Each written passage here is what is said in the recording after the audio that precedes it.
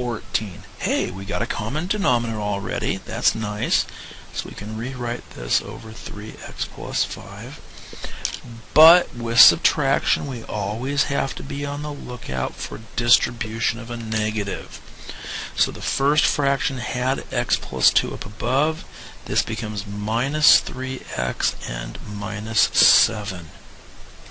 Combining like terms up in the numerator, x minus 3x makes negative 2x. The 2 minus 7 makes minus 5, and over 3x plus 5. I do notice a negative will factor out of the numerator, so you do have the option of taking the negative out and having 2x plus 5, but I really don't see that that served any purpose. I think I would leave my answer at the form that I have over there at the left. It's kind of your call. Okay, number 15. 6 and 9 both go into 18. So let's rewrite this over 18. X to the third, x to the second, choose the larger one, x to the third. Y to the fourth versus y to the third, we choose the larger one, y to the fourth.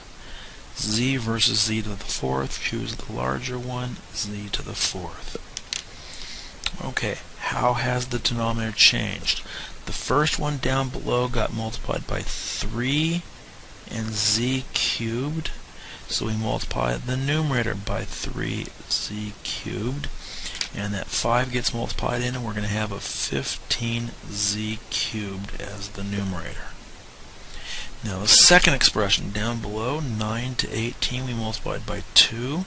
X squared versus x to the third, we multiplied by 1 more x. Y to the third versus y to the fourth, there's 1 more y, and both of these are z to the fourth, so no change there.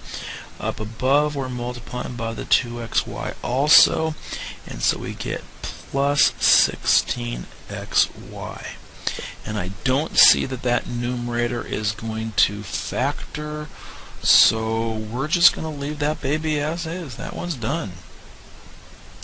Okay, next problem. Okay, different denominators, so we have to kind of play around with them. The first one is the difference of two squares, x plus 3 times x minus 3. The second one is 2 times x plus 3. So that tells us what's going to go into our least common denominator.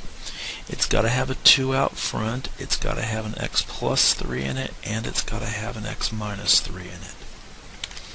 How have the denominators changed? Down below we have both these parentheses. It's the 2 out front that's new.